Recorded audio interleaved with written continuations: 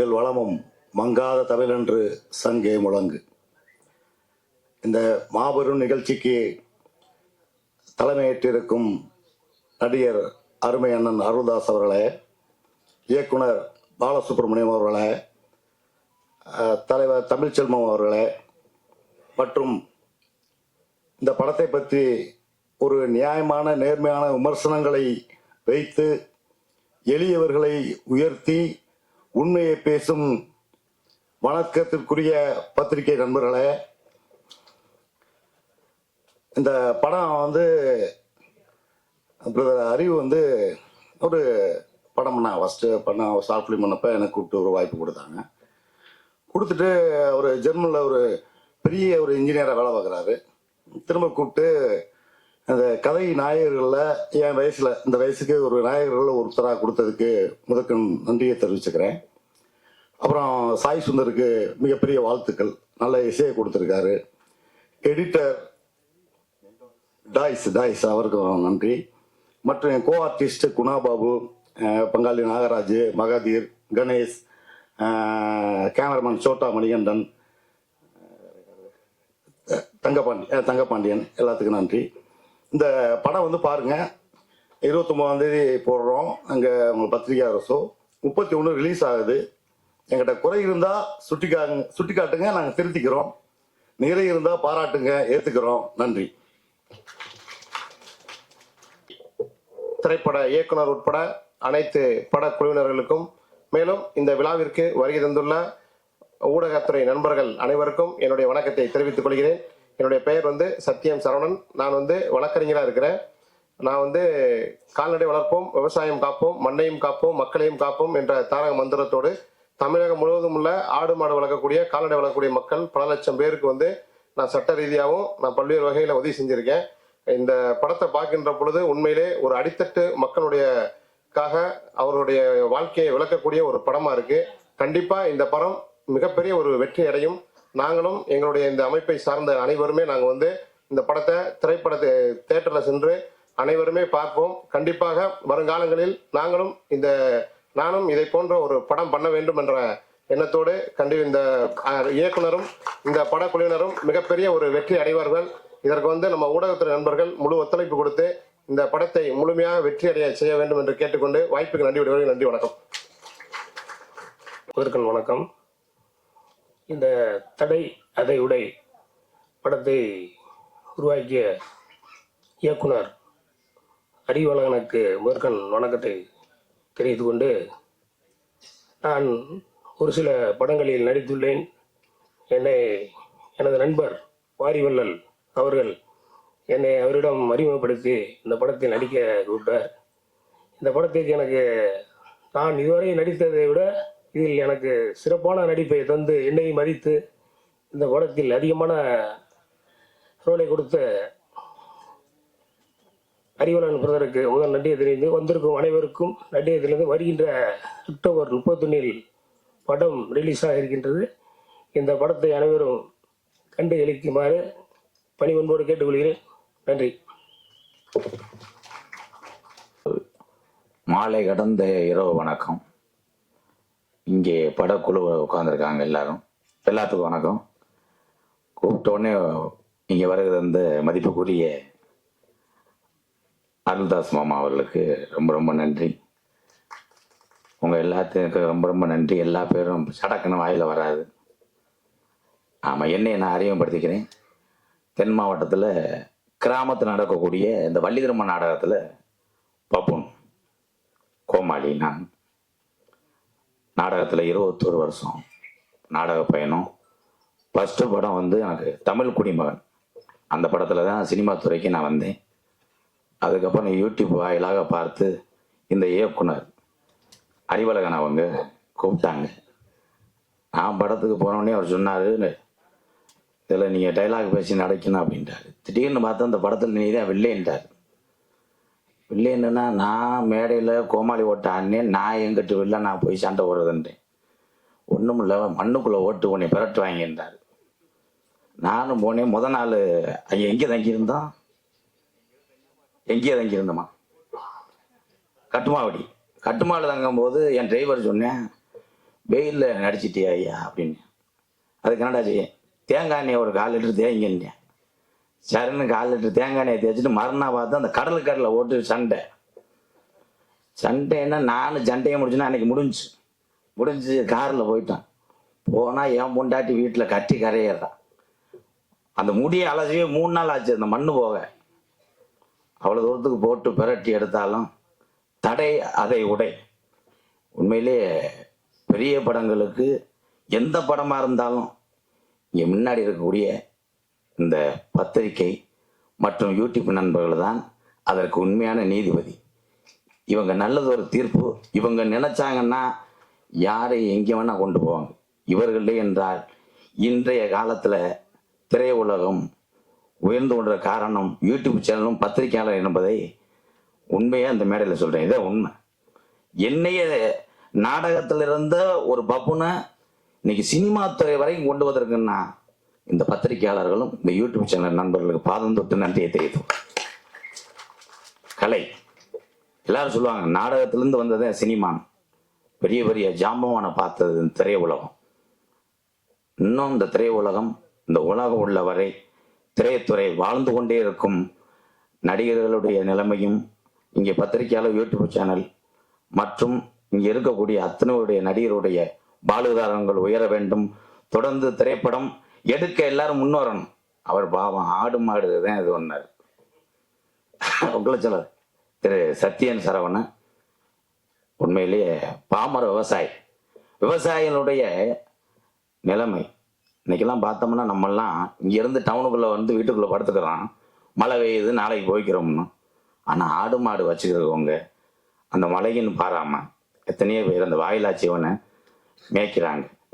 அதில் எத்தனையோ ஆடுகள்லாம் செத்து போயிடுது. உடனே அந்த விவசாயி நேரில் போய் அந்த ஆடுகளை வாங்கி கொடுத்து அவர் வாழ்வாதாரத்துக்கு பெரும் உதவியாக இருக்கக்கூடிய திரு வழக்கறிஞர் சத்தியம் சரவணன் அவர்களை நான் வணங்குறேன்.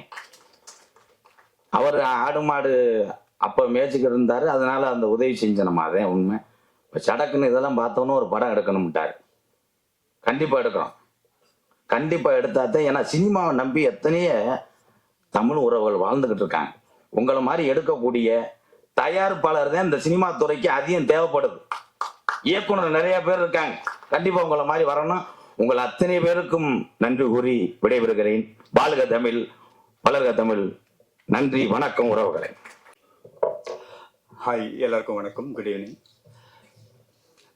First of all very sorry, ரொம்ப டைம் எடுத்துக்கிட்டு இருக்கோம்னு நினைக்கிறேன். எல்லாமே நிறைய பேர்த்துக்கு இது கன்னி பேச்சு அண்ட் நாங்கள் ஒரு யங் டீம் ஆக்சுவலாக. ஸோ தவறு இருந்தால் மன்னிச்சுக்கோங்க. விஷுவல்ஸ் ரொம்ப லென்த்தாக தான் போயிட்டு இருந்தது. பட் ஸ்டில் நீங்கள் எல்லாம் என்ஜாய் பண்ணீங்கன்னு நம்புகிறேன். எப்படி இருந்தது visuals? Are you happy? So ஒரு புதிய முயற்சி, புது team in Tamil film industry. Support பண்ணுங்க. வெளியே மழை அண்ட் திடீர்னு கூப்பிட்டோம். லைக் நிறைய சீஃப் கெஸ்ட் வந்திருக்காங்க.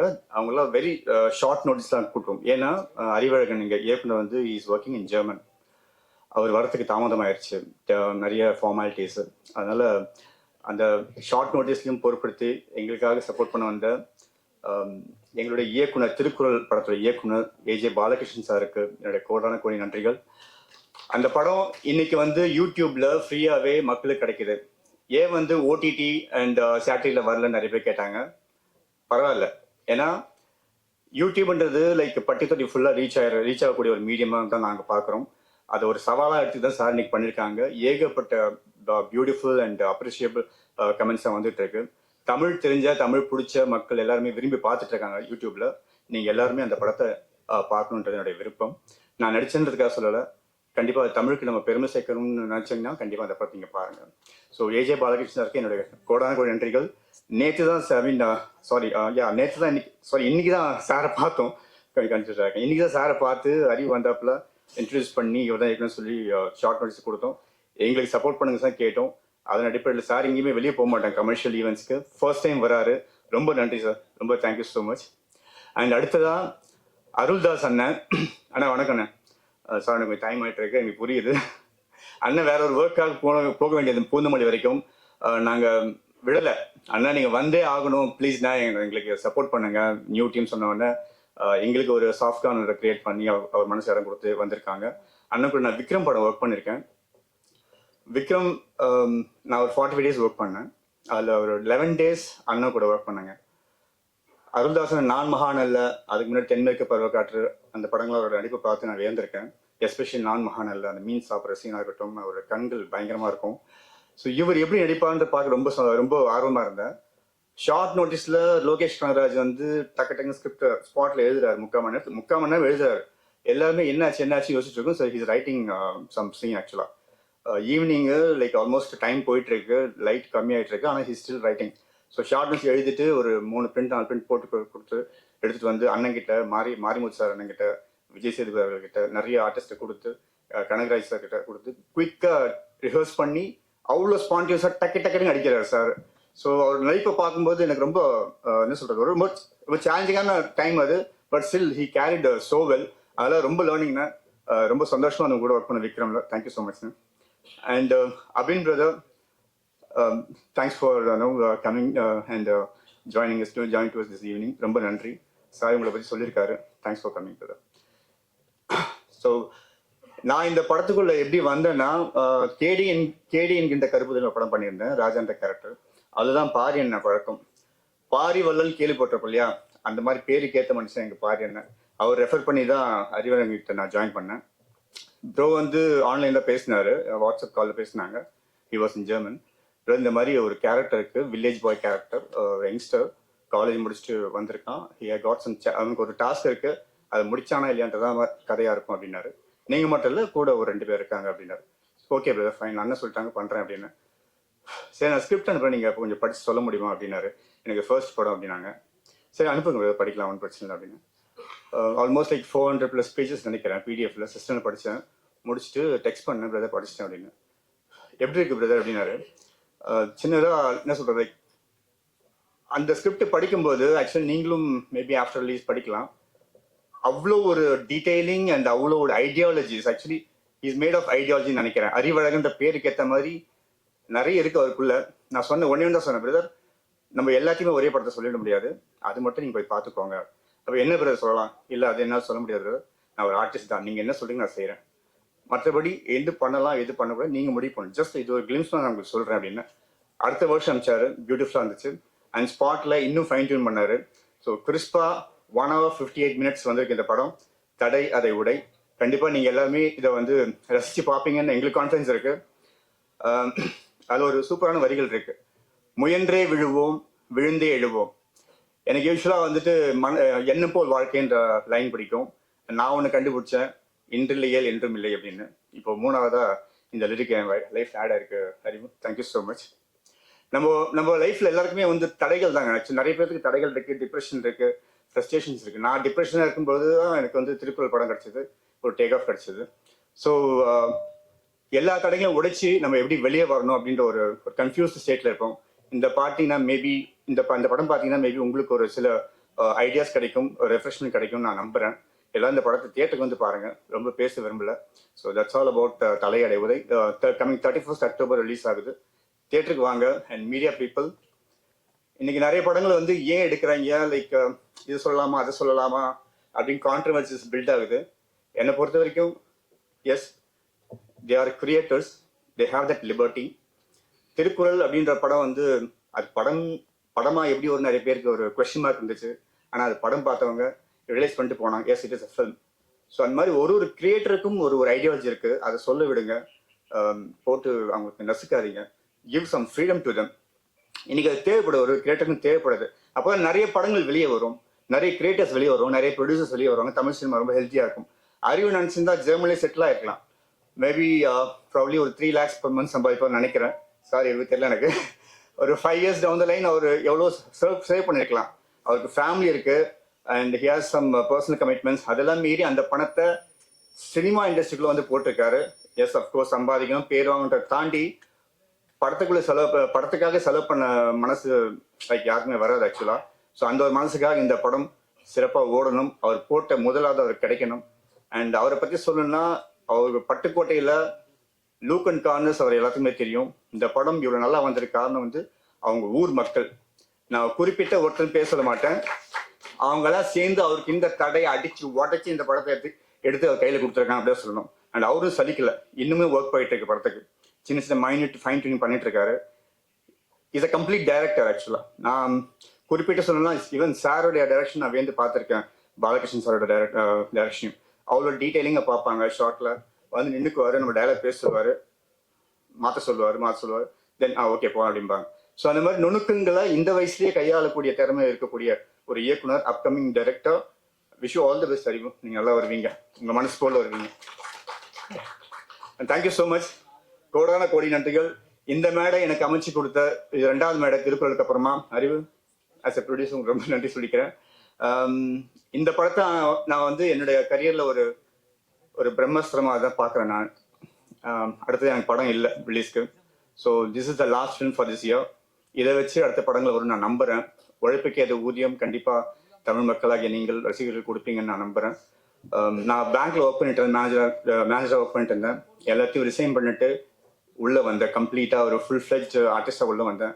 அப்போ எனக்கு எவ்வளோ தடைகள் இருந்திருக்குன்னு பாருங்கள். மேரீடு, ஃபேமிலி எல்லாமே இருக்குது. Still the survival question mark is going on. But பரவாயில்ல, சினிமாக்காக நான் வந்து என்னை அர்ப்பணிச்சிருக்கேன். இந்த ஃபீல்டு எனக்கு சந்தோஷமாக இருக்குது. இதை என்னை காப்பாற்ற நான் நம்புகிறேன். Thank you so much guys. Thank you so much. Thanks for listening. இது எனக்கு ஒரு புது அனுபவம். ஏன்னா இந்த டீமில் எனக்கு ஒருத்தர் 2 பேர் தெரியும், மற்ற யாருமே எனக்கு தெரியாது. இன்னைக்கு தான் மதியம் தான் பார்த்தாங்க, ஒரு 4 மணிக்கு வந்து பார்த்தாங்க வாங்க சார்னு. ஏன்னா படத்தை பற்றி அது தெரியாது எனக்கு. எம்கேஆர் மாப்பிள்ளை ரொம்ப எனக்கு ரொம்ப பழக்கம். ஒரு திறமையான கலைஞன் எம்கேஆர். நீங்கள் சவுத்தில் இருந்தீங்கன்னா தெரியும், இந்த யூடியூப் பார்க்குறவங்களுக்குலாம் தெரியும். நிறைய அந்த டெய்லி வீடியோஸ் வந்துகிட்டே இருக்கும். நல்ல திறமையான கலைஞன். என் கூட வந்து தமிழ் குடிமகன் பண்ணேன், அதில் வந்து ஒரு நல்ல பழக்கம். ஸோ அவன் மூலியமாக எனக்கு இயக்குனர் பாரியோட பண்ணியிருக்கோம் ஆல்ரெடி. ட்ரெய்லர் பார்த்துருப்பீங்க, சாங்ஸ் பார்த்துருப்பீங்க. வழக்கமாக நம்ம வந்து ஒரு பெரிய படங்கள் இல்லை நமக்கு சினிமாக்குள்ளே இருக்கிற ஆளுகளோட படங்களை பார்த்து நிறையா பேசுவோம், நிறையா தெரிஞ்சு பேசுவோம். பட் இது வந்து ஒரு புது டீம், ஒரு புதிய முயற்சி. ஏன்னா டைரக்டரும் வந்து ஒரு ஃபாரின்ல ஒர்க் பண்ணுற ஒரு இன்ஜினியர் ஒர்க் பண்ணுறாரு அவர். ஸோ அவருக்கு தெரிஞ்ச ஒரு சினிமா, அவர் கற்றுக்கிட்ட ஒரு சினிமா, அவர் ஆசைப்படுற சினிமாவை அவர் சொந்த பணம் போட்டு, ஏன்னா அவர் மற்றவங்க படத்தில் கஷ்டப்படுத்தலை, அவரே சொந்தமாக சம்பாரித்து அவர் ஊரில் போய் சொந்த ஊரில் போய் எடுத்து ஒரு படம் தயாரிச்சிருக்காரு.